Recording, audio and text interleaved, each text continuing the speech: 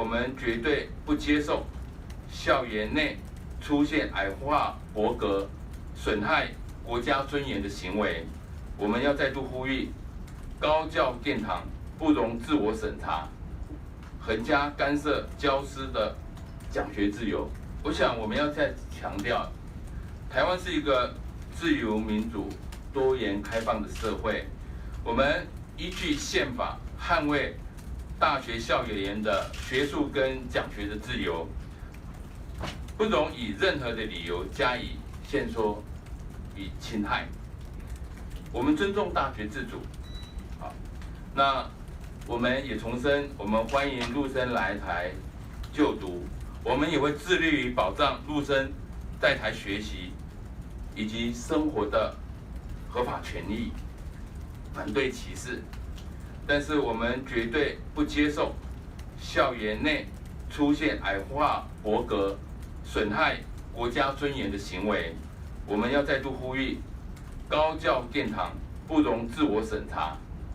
横加干涉教师的讲学自由。我们能够理解，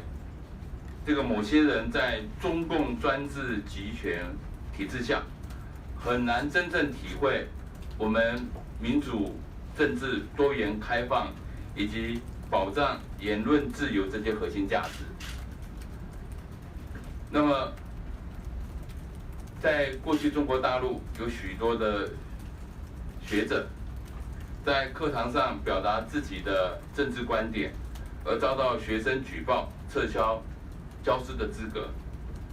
我们也可以看到，这个著名的北京清华大学教授许章润，在网络上发表批评这个领导人的文章，而遭到校方暂停职务、削减每月薪水的处罚。我们也可以看到，中国大陆在许多的大学校园里面，强调所谓课堂上面的7不讲：